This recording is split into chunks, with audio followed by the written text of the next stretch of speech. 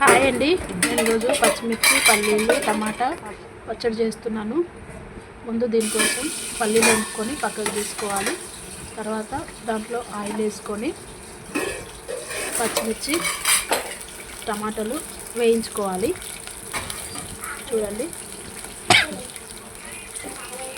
వేయించుకున్న తర్వాత అవి మంచిగా గోలాలి.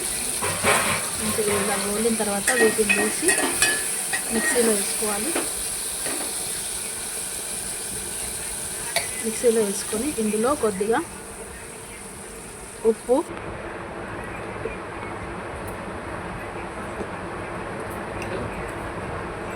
కొద్దిగా జీలకర్ర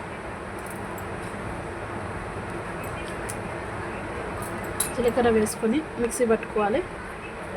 దీనికి వాటర్ ఏం అవసరం లేదండి, టమాటా ఉంటుంది కదా, దాంతో మెత్తగా ఫైన్ పేస్ట్ అవుతుంది.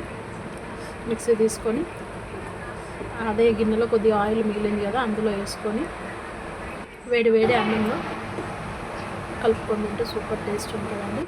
నేను మిక్సీలో అన్నం వేసుకొని కలుపుకున్నా, ఇదే అన్నము. కొద్దిగా లాస్ట్కి పచ్చడి ఉంటుంది కదా, అందుకే అది వేస్ట్ అవ్వడం ఇష్టం లేక మిక్సీలోనే అన్నం వేసుకొని కలుపుకొని ఇంకొంచెం పచ్చడి వేసుకొని తింటున్నాం. సూపర్ టేస్ట్ ఉందండి, చాలా బాగుంది.